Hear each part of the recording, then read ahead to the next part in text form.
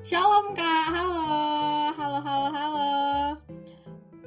Dan sebelumnya aku mau perkenalkan, nama aku Lovely Sabani Mereka. Aku dari TT49YNT, Prodi Telekomunikasi. Dan aku mau nanya sama kakak, usia kakak, terus prodi, dan berapa lama kakak pacaran? Oke, nama Tira Marcelli, prodi manajemen. Apalagi tadi? Usia 18 tahun. Dan untuk masih berpacaran memasuki 7 bulan. Oke, Kak lama juga ya, bagus. Oke, hubungan jaringannya juga agak-agak jelek ini dan waktu juga makin menipis. Kita langsung ke pertanyaan pertama aja ya. Nah, untuk pertanyaan pertama, apa alasan utama kakak memutuskan untuk berpacaran? Silakan dijawab. Cinta pandangan pertama. Cinta pandangan pertama. Karena naksir orangnya duluan, makanya niatnya ngejar langsung. Berarti itu ya, sosok orang yang pengejar duluan ya, cewek. Yes, betul. Gitu. Oke. Ada lagi nggak Kak? Nggak ada. Oke, nggak ada. Oke, untuk pertanyaan kedua, menurut kakak sendiri nih, apa sih tujuan kakak pacaran? Kalau buat mahasiswa itu ya kayak, kalau dari kata-kata orang tua ya, nyari teman buat nemenin masa kuliah gitu. Iya sih, biar nggak sepi-sepi sendiri ya gitu kayak. Iya, karena di kuliah itu beda gitu loh. Beda, feel-nya lebih berasa gitu ya. Iya. Okay. Ada lagi? Oke, untuk pertanyaan berikutnya, apakah hubungan ini diarahkan menuju pernikahan atau enggak? Atau kakak ada penjelasan lain?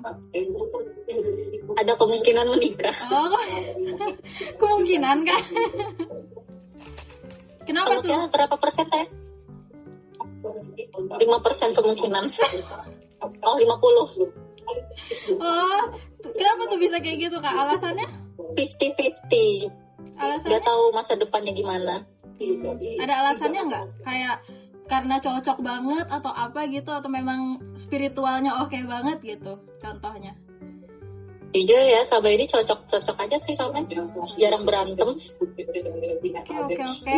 Langgeng ya Kak, sampai mau memisahkan kalau bisa. Amin. Kita lanjutkan ke pertanyaan.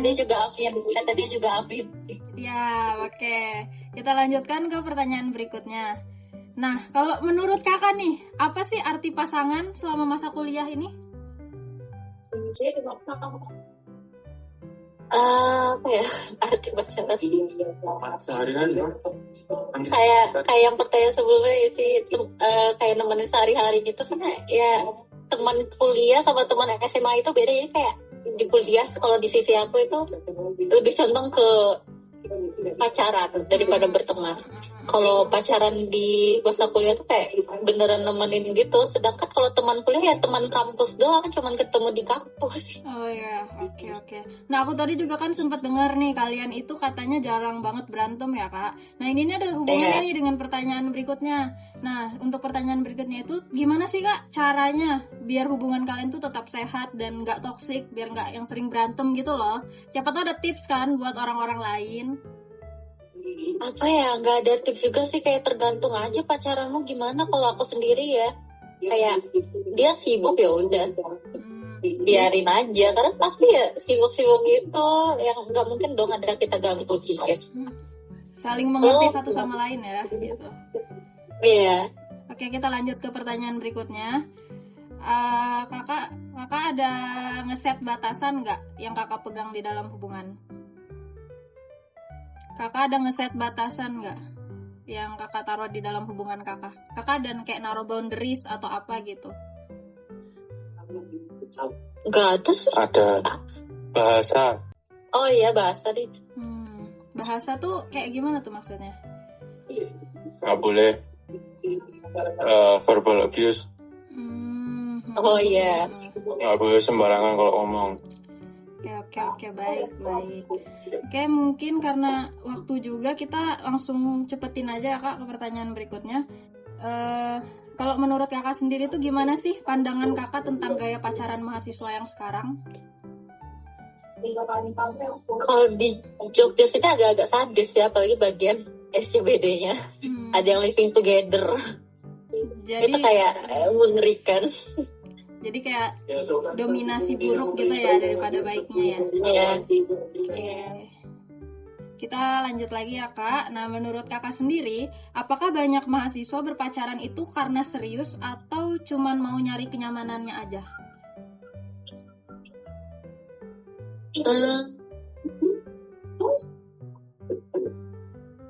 Beda-beda sih, ada yang serius sama ada yang main-main. Tapi sejauh ini aku lebih banyak lihatnya tuh yang main-main gitu.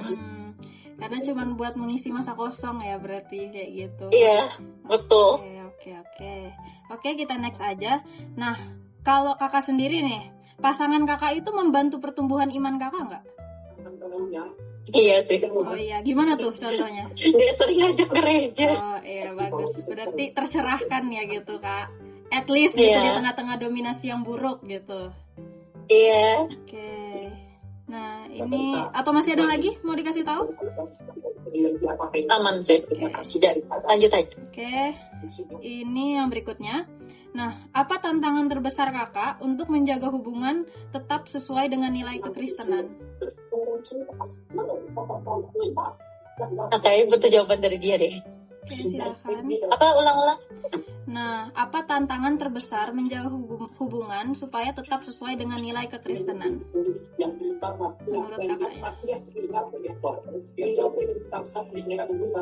Kalau aku boleh ngasih contoh tuh misal, kalau di Alkitab itu kan ada yang katanya itu sebenarnya bukan katanya sih, tapi kalau ditafsirkan misalnya contoh kita harus menjaga diri, menjaga jarak, menjaga boundary sampai akhirnya nanti kita benar-benar sah kayak gitu. Itu kan kadang tuh kalau cewek sama cowok tuh susah tuh menjaga boundaries yang kayak gitu karena kan adanya nafsu dan cinta itu yang kadang susah dibedakan. Contohnya seperti itu kak. Kalau kakak sendiri gimana contohnya?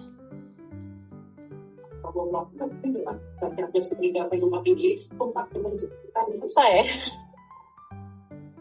Boundaries pasti ada sih.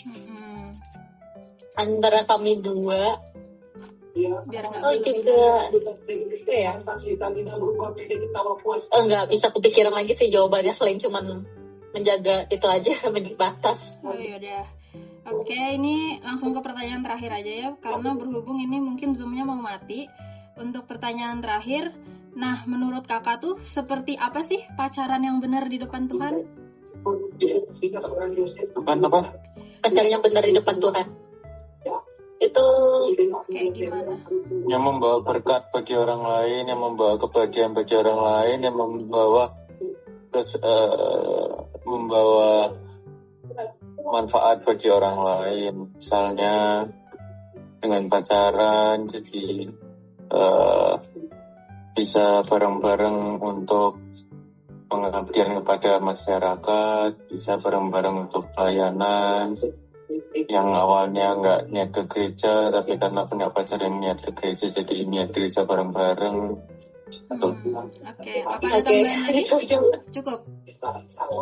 Iya. Oke, mungkin sekian dulu ya kak dari pertanyaan-pertanyaan aku. Aku doain semoga kakaknya langgeng, dijauhkan dari hubungan toksik dan lain-lain. Pokoknya kalau bisa sampai pernikahan, sampai maut memisahkan, pokoknya kakaknya benar-benar selalu takut akan Tuhan dulu yang pasti, penuhi hati dengan Tuhan dulu, jangan dipenuhi oleh pasangan aja. Yang pasti kalian berdua semoga jalannya tercerahkan oleh Yang Maha Tinggi. Oke kak, sekian dulu ya, mungkin bisa bye-bye dulu ke kamera. Bye-bye. Shalom semuanya, dadah. Oke deh. Shalom. Dari wawancara tersebut dan bisa saya kaitkan dengan materi Bunda Eta itu, di mana kita itu kalau dalam memilih pacaran atau memilih pasangan itu kita harus mencari pacar yang benar-benar sejalan, sevisi, semisi, tapi yang pasti percaya akan Tuhan. Nah kita tuh nggak boleh pacaran dilandaskan dengan nafsu, karena pacaran itu merupakan anggaplah seperti tahap-tahap awal sebelum menikah. Jadi kita tuh berlandaskan ya cinta pastinya. Orang mencintai itu gak ada dilandaskan dengan nafsu, dia malah adanya menjaga dan melindungi pasangannya. Jadi menurut saya sendiri, untuk gaya berpacaran orang yang memang di semua tempat itu memang ada yang didominasi oleh yang jelek atau didominasi oleh yang bagus, itu semua balik ke orang-orangnya. Bagaimana cara mereka menyikapi, bagaimana cara mereka menolak yang buruk, asalkan mereka paham bagaimana konsekuensi yang mereka dapatkan.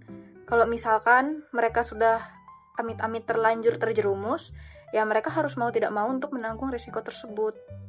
Tapi yang pasti dari saya sendiri atau dengan materi-materi sebelumnya yang dari Bunda Eta, pacaran itu memang harus dilandaskan dengan Tuhan. Kita harus menyimpan Tuhan lebih banyak di hati kita daripada pasangan kita, karena Tuhan sendirilah yang memberikan kita pasangan tersebut.